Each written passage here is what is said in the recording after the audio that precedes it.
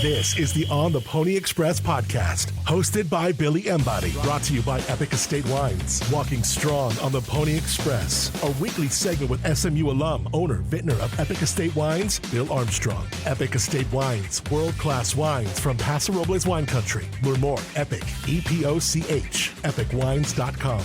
And now your host, Billy Embody. 1, 2, 3, let we go. Welcome in, ladies and gentlemen, to another edition of Walking Strong with Bill Armstrong. I'm Billy Embody. Oh, my podcast partner. What's up, buddy? Dude, it feels like it's been a day since it's been a while. It's been a while. I mean, we're in a new year. It's been a year, you know? Yeah, it's unbelievable. Happy 2026. Happy 2026. Did you have a good holiday? Yes. I Jack did too. Got all the presents and, of and all course. the things, rolling around in the cart. You're probably wondering why I'm wearing these obnoxious shades. They're not obnoxious. They're kind of obnoxious, I admit. But hey, you know what? SMU's future is so bright. We're indoors in the locker room. I still got to wear shades. The future's so bright. I've got to wear shades.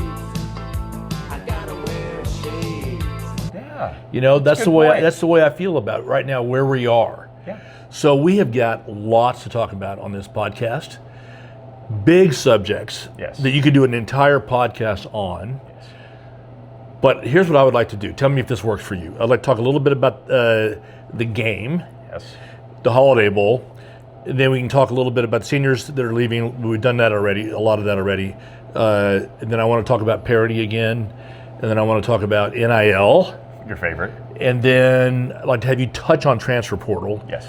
But I think we should do an entire podcast on the recruitment and the transfer portal after the transfer portal is closed. I'm in. Does that work? Does that work for you? Absolutely. Because right now it's just changing in real time. Yes. And people are going to see my watch going off a bunch in this episode. is that right? Because they're going to say you got to report this or something. You know, just all the things happening. I tell you what, I have got a great wine for you today. It's good to see these glasses. We've had it before. And that is our Epic Sensibility. Fantastic. And really, I was worried about that. I was worried about that. That was going to be gnarly. So you are going to love this. And the reason I picked it was less for the wine and more for the name. Because I want to talk to you about the sensibility or lack thereof sensibility happening in college football right now. This is a really good one. Because this is a great wine. And it's 100% Grenache, and it is so damn good. I should tell you why I named it Sensibility, but we don't have time for the show today. Damn, that's good, isn't it? That is strong. Speaking of strong, finished the season. By the way, 9-4. I was waiting on that. 9-4, and just for our dozens of fans. They need to appreciate the fact 9-4, we've had 3 consecutive years of 9 wins or more. That has only happened once in the over 100-year history of SMU football. Pretty good. So, you know, like all the negative Nellies and da-da-da-da, you just got to fucking chill out. Because we had a really good season. Yes. I want to name this particular episode of this podcast Better than most, but not as good as some. That's true. That's a really, really good line in one of my all-time favorite movies called Gattaca. Do you ever see Gattaca? No. Oh my God, is it a good movie? You know what? I wish I was you to be able to see Gattaca for the first time. Okay. It is so good, and he described himself at the very end when he was having an issue. He says, you know what? I was better than most, but not as good as some. Just remember that I was as good as any. Better than most. And I want to say that about SMU's season. That's true. It is better than most. Yeah. But is it not quite as good as some? Then maybe. But I do think it's important for everybody to realize. Because taken as a whole, this was a hell of a year. A lot of people talked about Lane Kiffin last year. They lost 3 games by a total of 9 points. SMU this year, 3 games by a total of 7 points. Yeah. Better than most. Not as good as some. Not as good as some. That's the fine line of it. Yeah. See you, baby. See you, man. We were so close. That's the hard part. That's what makes it hurt. That's what makes it hurt. But you know what? As in life, as in love, as in wildcatting and as in college football, it is a fine line between success and failure. It really is. And this year we were so close to 11-1. Yeah. It was just unbelievably. Yeah. So, well, let's talk about Holiday Bowl. the Holiday Bowl, Yes. because to me, it was a really, really fun experience. Weather was perfect, perfect football weather. The Snapdragon Stadium, Pretty cool. really cool, really cool. They kind of built it for San Diego State. Yep. They tore down Qualcomm Stadium and they built that. And I have got a lot of really cool ideas for revamping of Ford Field after seeing Snapdragon. Do you? Yeah. So Damon Evans and I were talking about it. Really great suites. Every seat in the stadium has a back to it. It's not bleacher seats. They have a really good field kind of lounge club that is really, really nice. They got a couple problems with the stadium that we don't have, which is good. And the seats are a little bit too far from the field, but we're closer, which is good. But a lot of good ideas. It's not a very big stadium. It's like 34,000 people. Yeah. Well, here's to more wildcatting going well then. Yeah, no doubt. We'll get more wildcatting. I got some wildcatting stories that are happening to me right now that would be crazy to tell this crowd, but I don't think they'll appreciate it. They might. I don't know. I think most would. You think they would? Most would. Some would. Yeah. Oh, the idea that I'm going to be in the Oval Office on Friday? Ooh, I didn't know if you were going to drop that. Oh yeah, why not? I mean, you know what? We're all amongst friends here. Yes. So hell, Just dozens of us. just changing the world. So the Holiday Bowl. It was an absolute. If you took our entire season and you rolled it up and you put it all into one game and then played it back, that's the Holiday Bowl. 100%. It was a 100%. microcosm of the season. Yep. The first half was arguably the best half of SMU football I have ever seen. It was, I mean, Arizona's a good school. Yeah. I mean, Top they're 20 team. they're 17. Great quarterback. Isn't he hard to get Oh down? my God, he is so fun So to watch. fun, yeah. That guy. Yep. I really Noah, was it Fafita?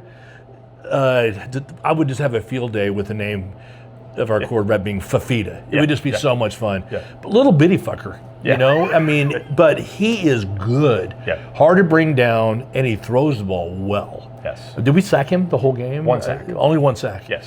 I mean, I was really Like impressed. 5 different times. I was like, oh, surely this is. Yep. Yeah, this is it. But no. So the best first half, I loved it. Liz and I were we were in the end zone on the field, third play of the game. And then finally, maybe one of the first times all season, SMU had some trickeration. Yeah. Lateral, then they lateral to a jet sweep, and then they're lateral back to KJ. Yep. And he looks back, and Liz and I saw it perfectly from behind. He has got Matt Hibner open on the flank, and he's got a wide open Jordan Hudson down the middle. Yeah.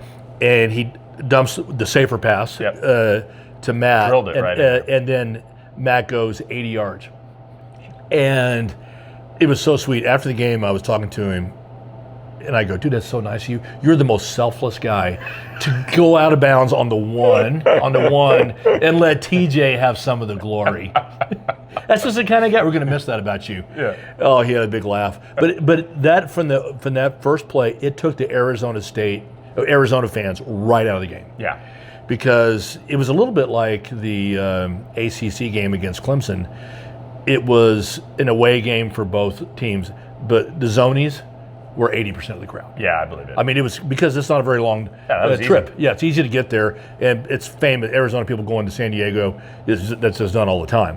So, and then KJ was absolutely on fucking fire. Yeah. In that first half, and it was a great contribution from a lot of people. Yep. I mean, TJ was in it. Jalen Cooper. By the way. Yamir Knight. Jalen and Yamir. My new favorite offensive player, it's leaning towards Yamir. Yeah. I mean, I was saying that little quarterback from Arizona, our little wide receiver slot, Yamir, is fucking balls. Yeah. I mean, really, really good. He had an awesome game. Yeah. He had an awesome game. And then Chunky had some good runs. Chunky showed how good Chunky is going to be. And it was delightful. It was the first half. It was just delightful. Defense got some stops, got off the field. Made Well, some by the way, plays here and there. defense played a little bit like that against Wake Forest. They just played Yeah. really, Yeah, that's a really, great comparison. really Great comparison. solid really solid game. I mean, because Arizona's good. Yeah, they were well prepared, ready. Yep, uh-huh. And I'll say this too. The guys, we got to spend some time with them out there in San Diego. They just seem really loose. They seem confident. They seemed like they really focused in on this game. And that would have been an easy one for them not to focus on. Yeah, because they were going out in San Diego. Have a little. And we're not in the college football playoffs we're and not blah in blah the blah. ACC Championship, whatever. No, they locked in. You know, and I've talked a lot on this podcast before about the feel. The feel from the beginning of the game was the way I like. Good. It felt loose, and I probably saw on a half a dozen occasions 2 players come up to each other, hug each other, say, "Hey man, love you, man. I have so enjoyed playing with you." It was warm. You got the sunglasses on for the tears now. Oh, I am. I got to shed a few, and so it was a really, really nice. I mean, I just loved the way it felt. And then the second half happens. Yeah. And it's just like the season. One thing that I want to point out, I don't think there's any. Every team in the country does this, but ours does it more than most, that we take the lead from our lead player, and that's KJ. And this season, when KJ was good, we were awesome. Yeah. When KJ was off, we weren't. Yep. And that second half, KJ had a really bad second half. Yeah. I mean, he throws 3 stupid interceptions. Yep. And the slide for a first down That was even worse out of all. That was the worst of all. And that's saying something, because 2 of those interceptions, first one I would say, you're trying to make a play just a little off. J-Hud could have maybe helped a little bit. But. Yep, he could have gone up there as kind of a jump ball, and he didn't get it. Yeah. But the other 2 interceptions were like, woof. Yeah. But the thing about it is I was on the sidelines, I was with the guys and everything. I don't think anybody was very, very concerned that they would come all the way back. It was kind of freaky that they were actually kicking that onside kick. Yeah. But it wasn't like I ever felt like it was in jeopardy. That was exactly the way I felt watching it too. And part of that was, look, SMU's defense, to their credit, made Arizona go literally all the way down the field to score that drop. That touchdown that took, 8 minutes off my God, the it was clock. just like, It was a 97-yard drive. 97-yard drive, off of that interception. If they give up explosives, if they give up that, whatever, then it's a different situation. Yeah. Because they're going to have a couple extra possessions in the end. But it was scary how fine the line was at the end of that game. To kind of watch it play out. You were just... I'm like going, are we... But I never really felt like I was going to see a Cal game. Especially when it got down to that minute and a half. I was like, that's a heavy lift, no timeouts. On site. Absolutely. I mean, it would have been a really heavy lift. It would have been a very, very heavy lift. So I never was really worried, but it took a little of the win thrill out of it. I think for everybody a little bit. But hey, 100%. But you got to slay the dragon. Yes. At Snapdragon, by the way. And okay. of the bull drought. The Bulls route goes a major bull drought goes back to '83. Yeah. Top 10 teams. Or top 25. Yeah. So I mean, that was a 42-year drought. Yeah. I mean, so you had to slay that dragon. Yep. You kind of had to slay the Big 12 jinx. Yep. A little bit. Can move on from that. Move on from that. So there were some really fucking nice takeaways from the deal. And frankly, if you didn't look at the way the game played out, you would just say SMU won. Yeah. And it was a 9-4 season. Yeah. And I think we're going to sneak into the top 25 out of this. And so, not as good as some, but better than most. Yep. Shall we look back a little bit on some of these seniors, some of the season? Yeah, let's do that a little bit. A little high-low? Let's do a high-low. Okay. I'll do a high-low on my favorite, my least favorite, and my top favorite. Perfect. All three of my least favorite for this season, I had to think about it before this podcast, all field goal related. Yeah. The missed field goal against Baylor cost us the game. Yep. That record-setting knuckleball kick at Wake Forest that made it over the goalpost almost hit me in the face, made it over the goalpost by 4 inches, cost us the game. And then that miss against Cal cost us the game. Those 3 field goals, but for that, We're 11-1, and we're in the top 10. And by the way, we beat Miami. They're in the top 4. Yep. They're in the Final 4. We could be there. I know. That is the difference. It's a fine line between success and failure. Love, wildcatting. I'm telling you, college football. It is a fine line. And so those are my 3 least favorite. Do you have your 3 least favorite? Do you want me to go into my 3 favorites? I think the least favorite, we'll get them out of the way first. I think the TCU grenade, that one hurt a lot. The grenade? Yeah. The pass somehow that everybody, finds a way. Yep. all the TCU, all of our guys are looking at, and the one TCU guy goes up and gets it. That one hurt. That was, that's a really good hurt. Those 2 long touchdowns, those hurt, no question. TCU's the game, though, that I'd be willing to give away to trade all those other 3 close ones, because you're then in the playoff, you're then in the ACC Championship, all those things, ifs and buts. That's a good one, though. That's a really, really good. Yeah, the grenade just sucks. I remember thinking that. It's such a memorable play. I remember thinking that time, I kind of go, I don't think I've seen anything like that. A boneheaded play like that very often. I mean, it's just, okay. That's good. That one, you could also go to the Baylor game, giving up that 50-yard touchdown. That kind of allowed Baylor. That was the opposite of what SMU did against Arizona. Against Arizona, they were aggressive. They were still able to slow them down and make them go bit by bit. But that play, that 50-yard or so touchdown, changed that game. And Baylor was that able the to big come pass that the guy ran back? It was like a terrible pass, but the guy ran backwards and got it. It was the second to last touchdown that they scored. I was like, and that allowed them that extra time to then eventually complete the comeback. So that hurt. And I think the Wake Forest field goal, and then just low moment was not getting off the bus for Cal. I think that was that was probably the worst moment. That was weird, not getting off the bus for Cal. Okay, let's talk about our 3 favorites. Yeah. Because I want to go, I'm a positive dude. This is going to be so obvious to everybody. My 3 favorites. My number 1, maybe one of my favorite SMU moments ever, the field rush, storming the field after the Miami game. That was crazy. Crazy. If you weren't on the field, it was honestly probably fun for most to jump the field. I know some guys got hurt or whatever. Yeah. But that being on the field, kind of being like, oh crap, oh yeah, that's right. SMU is playing top 10 Miami, and they're going to rush the field. Yeah. It was an instant. And I would say that my specific play in that game was when Brandon just crushed that guy on the goal line and broke up the pass. That is a really good That was just, it was the ball, let's go, Brandon. I mean, it was just like, it showed that SMU has got, balls. It was balls against a very physical, fast team. Yep. And so that was my favorite play in that particular game. So that was my number 1 of the season. Number 2 was going to Clemson. It's cool. And manhandling Clemson. People forget that Clemson preseason was pretty much on everybody's top 5. Yep. And on many's number 1. Yep. And we go away, kind of a recap of the ACC Championship of the previous year at Tiger Stadium, and manhandle him on both sides of the line. And they are famous for having manhandle you on the line, and we got him on defense and on offense. To me, that was like, okay, we're there.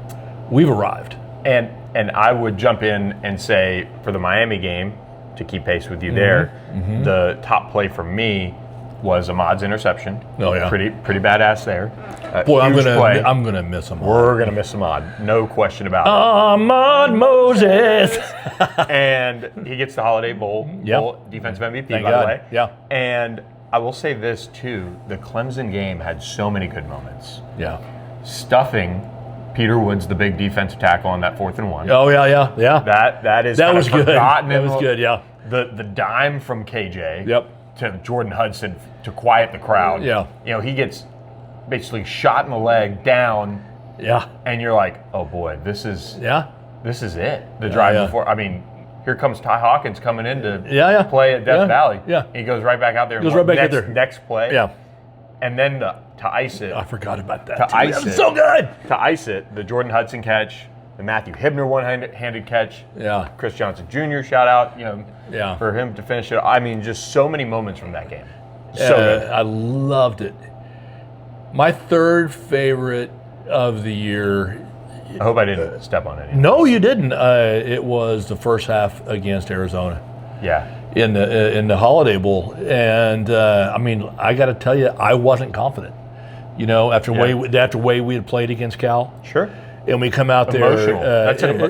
That's a big shock. It's a big shock, you know, and we go there and we just manhandle them in the first half. Yeah. And it was just like, I mean, I really did think it was going to be like 42-0. Yeah. It was going to be just this complete blowout, and it wasn't, but it was a marvelous first half. Yeah, really Loved it.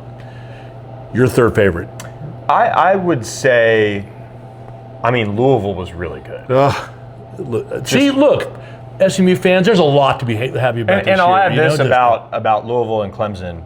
Louisville kind of fell apart late. Who knows how much Jeff Brahms, you know, trying to get a raise, blah, blah, them blah. or whatever. That happened to every school in the fucking country. No. But I'm saying they showed how good they were. They kind of blew the doors off a little bit of their bowl game, and then they did. Clemson finished with 5 straight wins, including beating, or I think 4 or 5. But they beat South Carolina, a bad South Carolina team. They did. They just kind of showed who they could be. Yeah. And you know what? Again, better than most. Yeah, not as good as some. Yeah. But better than most. And which leads us to. Which gets us to, you want to talk about a little bit about the transfer portal? Sure, let's do it. And I not a lot. No, because we just saw somebody who's going to. Yeah, it was very cool. We got holes to fill. Yep. Tight end, wide receiver, running back, defensive line, and defensive back. Yep. A little bit. Yep. We have an awesome episode coming here. We'll probably have Scott and Addie in here to come talk about how we're filling all these. I think the portal's going really well so far. I don't want to just waiting. I've got a couple in the boat that I'm waiting on. Yeah. So for all the SMU dozens out there that are watching this, I know you're watching the transfer portal closely. We're early in it. We're like on day 3 of 2 weeks or so. 3 weeks of like formally having it open. Right. So and there's some surprises too with that. You yeah. know, I think last year SMU going into the spring portal window had 3 or 4 players leave, and that was in the spring. Yes, that's right. And they've had double digits now, and I think the line to walk is they've had double digits. What players leave? Who? Billy Walton. No. SMU. I was just staring at his wall. Oh, okay. I was like, where are you going with this? SMU. Because I don't think we have lost anybody that I said, oh shit. Yeah, Chris Johnson is the one that you would CJ, sit there and be like, okay, but you also sit there and say, okay, he never showed what you were kind of expecting. I really think he's a fine young man, but yes. he is not culturally the perfect fit for SMU, and he's fast as shit. Yeah, and that type of speed is tough. But we have Derek, who's got that sort of speed. Yep. And I think some of the young bucks. But you look at I know these guys, a lot of these guys personally, and you look at I'm not sure you're 100% happy, and I never felt like CJ was 100% happy. That's a good point. And so to me, I look at it and kind of go, because there's some guys that come here, they transfer here, and they just go, oh my God, SMU changed my life. Yep. And just then, talked about one. Erop, came here. He literally gave him. Now he's crushing it in Tampa Bay. Did you see his mom sung the national anthem? I heard about that. So cool. I'll put that in there. Put that link on there. I heard it. I saw it. I haven't heard it. I want to listen to that. Of our very own Tampa Bay Buccaneer, number 95, Elijah Roberts.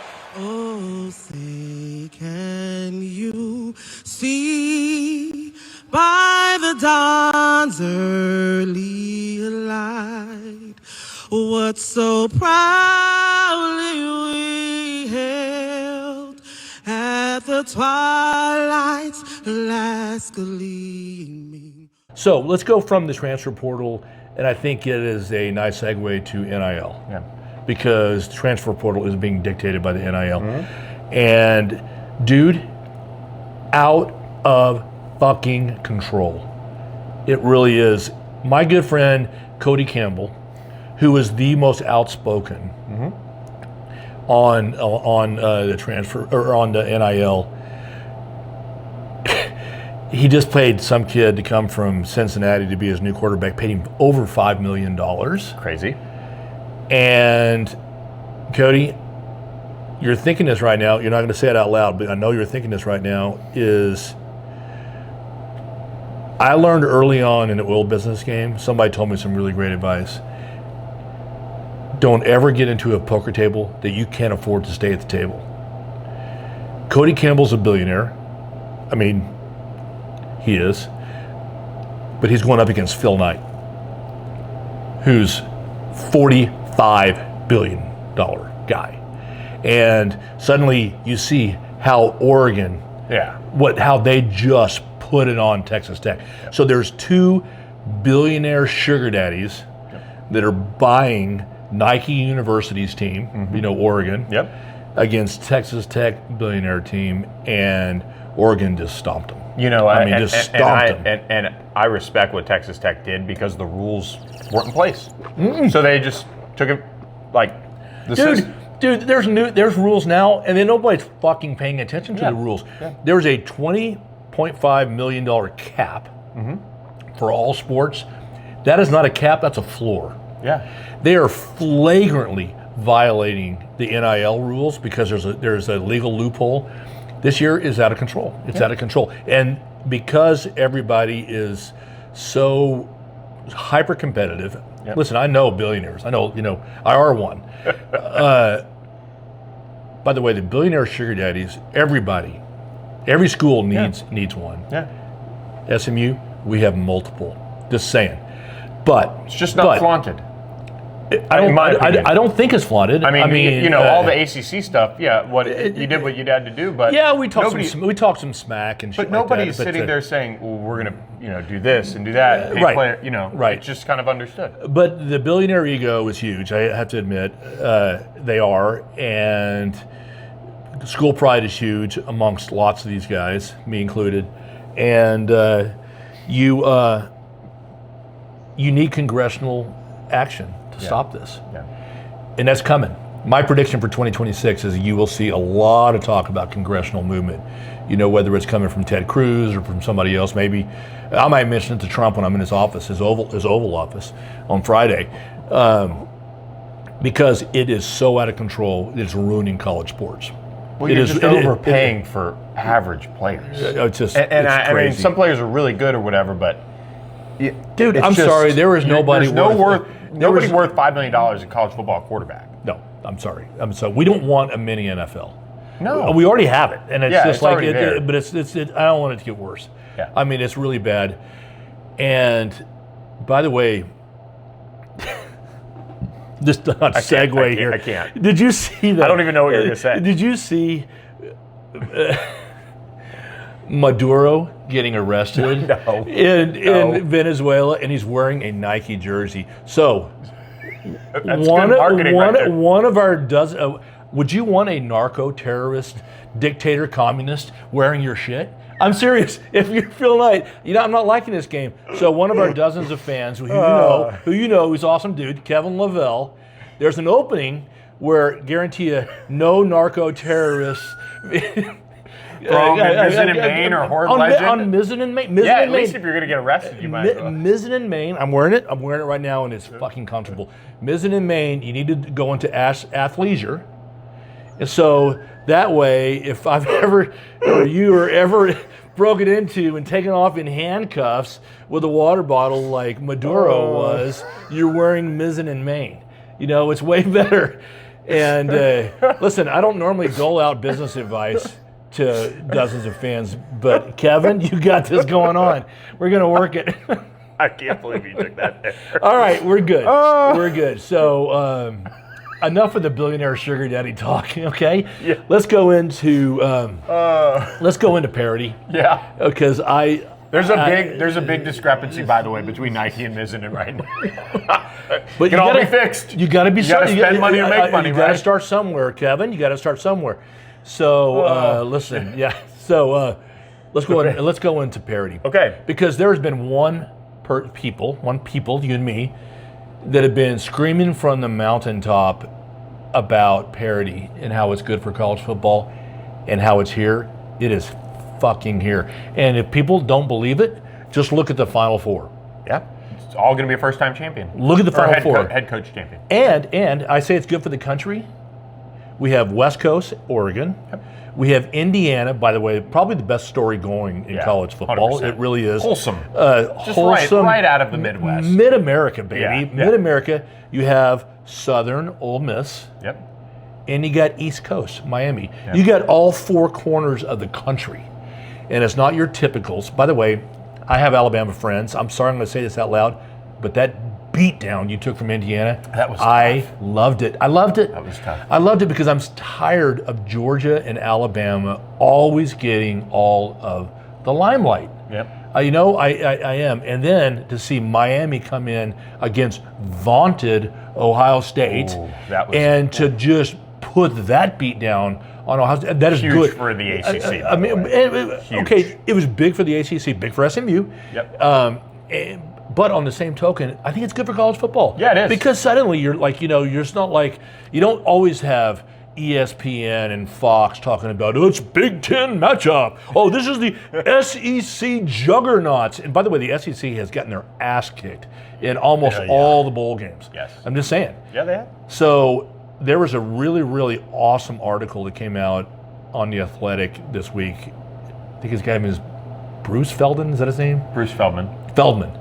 Everybody should read that. Shout out to Bruce. He broke the news that former SMU head coach Chad Morris was first linked to the Clemson. Okay, we want to go. We need to go there. We need to go there. Chad was pre-you. No, Chad. Or right at the tailgate. Chad left. Chad left when I was coming in to the fold, to the picture. You hadn't gotten your sunglasses yet, but I didn't have my sunglasses yet. However, Chad disappointed me by leaving because he had done a pretty good job. But on the same token, he didn't stab me in the back the way that guy. So he's up on your power ranking a little. On my power ranking. I mean, I didn't like the way he left. He took all the coaches, and then we had to play the bowl game with like no coaches. Remember that? Yeah, Sonny's first game was that. Yeah, exactly. So I'm not a massive Chad Morris fan. Talk about the kind of guy that I wish I could buy for what I think he's worth and then sell for what he thinks he's worth. I'd be fucking really rich. I'd be a billionaire multiple times over. What was I talking about? He is the new Clemson offense coordinator, Bruce and by Feldman, the way, but your article. The article, the article. I'll bring it back. Everybody should read that article. Yeah, it's good. Because what it says, without saying it, is that the SEC was a flagrant cheater in the NCAA rules. And it didn't say it, but if you read it again, and you'll say, because he's basically saying Nick Saban left because he can't compete anymore. All these other guys, because they knew that they had a lock on cheating. But now there's no NIL. There's nobody stopping. There's nobody stopping anymore because it's all quote unquote legal. Yep. And then suddenly the SEC has become and will never be the dominant conference ever again in college football. And I think that is great for our country. Have I mentioned that's great for our country? Yes. I'm going to say that in the Oval on Friday. It's good for our country because it is. So is that enough? Let's go to the big faux pas. We just talked about parody, and it's here. Yeah. Let's talk about the faux pas, which I am just laughing about. The Chad Morris one. I mean, I love Dabo Swinney. I think he's an incredibly class act. Like Sonny hiring Jim Leavitt. But you know what? Dabo, I love you, but you know what? That's going to be your last hire because they're going to fire you over this. He's got a 3-year contract. Last one's not guaranteed, but still. That's a lot of political capital. He won't. Who has a 3-year contract? Chad? Yeah.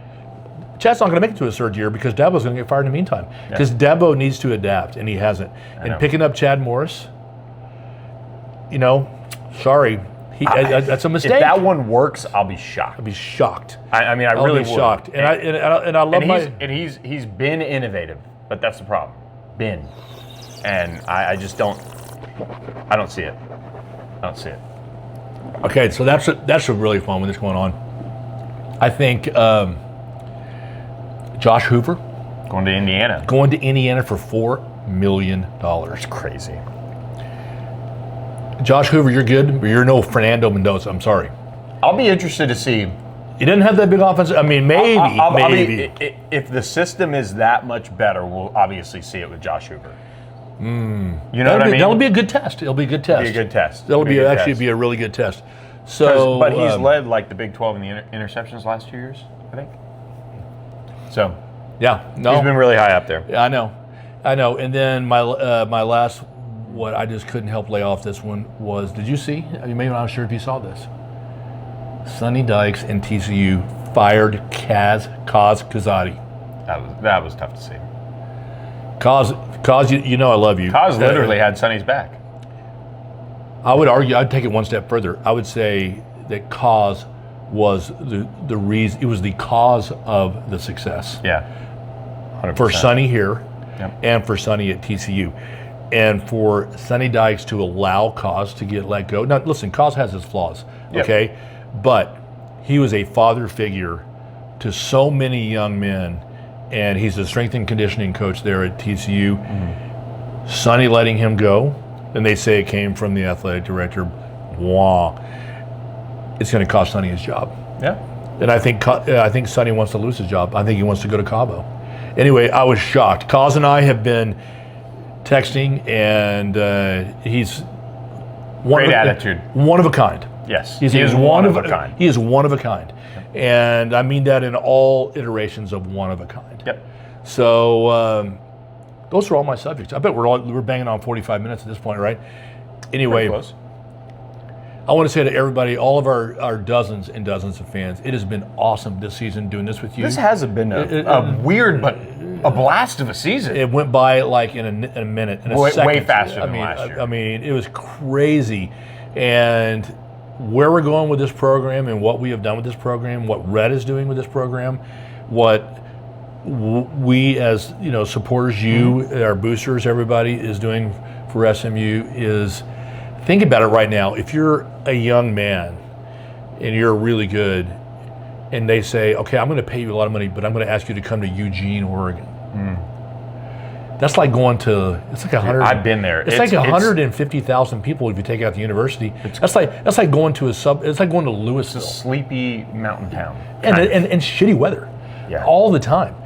Or let's say, I mean, all due respect. I will say that Dan respect, Lanning is awesome. No, Dan Lanning is great. And he could get people to the middle of nowhere. I get it. Dan Lanning is great. he's and the architect who did one of my homes did all the construction for Phil Knight and Dan Lanning. His name is Tom Kundig, amazing architect, and he says that Phil Knight is a 10, and he says Dan Lanning is an 11. Yeah, Dan Lanning. He says they're really, really good. But you got to go to Eugene. Yeah, I know. Are you going to get a career coming out of Eugene? Yes, in the same way, Cody, I love you. You know this, Cody. But to go to Lubbock, it's like going to Frisco. It can be an extra. Without a Dallas around it. Be an extra in Landman or something. By the way, love Landman. Yeah, it's a pretty accurate movie. So good. Show. So you look at what we bring to the party for all these potential transfers. Nothing but bright. I'm wearing the shades. Yeah, you wore them the whole time. I'm wearing the shades inside because our future is that bright. You're going to play that song for everybody, aren't you? Yeah, of course. You don't even know the song. You're too young. My future is so bright, I got to wear shades. I'll send you the link. Yeah, thank you. Anyway, This has so been a fun. blast. Very Another fun. season wrapped up. Yeah, you're awesome, dude. Cheers, Appreciate man. it. It's been really fun. Thanks for listening to and watching, but more importantly, watching this edition of Walking Strong with Bill Armstrong and the Hater Blockers. Appreciate all of you guys out there. Hater Block. We'll catch you next time. Yeah, Tim's has walked in. Yeah. There you go. There you go. We'll give you a glass of wine. What's going I'm trying on? to get some work done, man. I'm trying to see if we can close this big joke out. Natty, we're just doing a little podcast, you know? Yeah. What's up, brother? All good. All good. About to go keep digging in the portal. Oh. Our future's so bright. Hater Blockers, what's that? That's me. That is you. Blocking the fucking hate. Oh, that's fun. That was fun. That was fun. I love when we riff. Kevin Lavelle is going to go fucking ape shit. Of our very own Tampa Bay Buccaneer, number 95, Elijah Roberts. Oh, say, can you see by the dawn's early light what so proudly we hailed at the twilight's last gleaming, whose broad stripes and bright stars through the perilous fight o'er the ramparts we watched were so gallantly streamed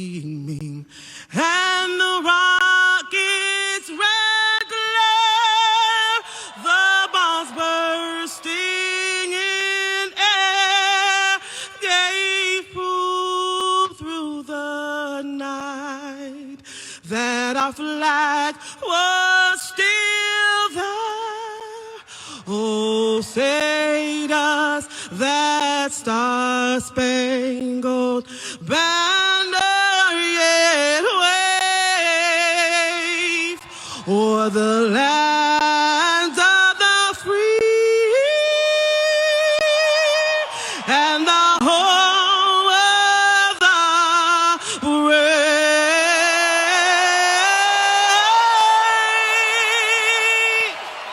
Wonderful job by Shonda. What a proud moment for Elijah, who's got a tough assignment today. Slow down that Carolina run game.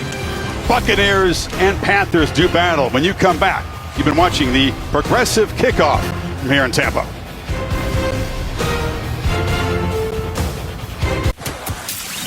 Thanks for listening to the On the Pony Express podcast with Billy Embody. Follow us on your socials on X at SMU on3 and on Instagram at On3SMU. And keep it locked to OnThePonyExpress.com for more coverage.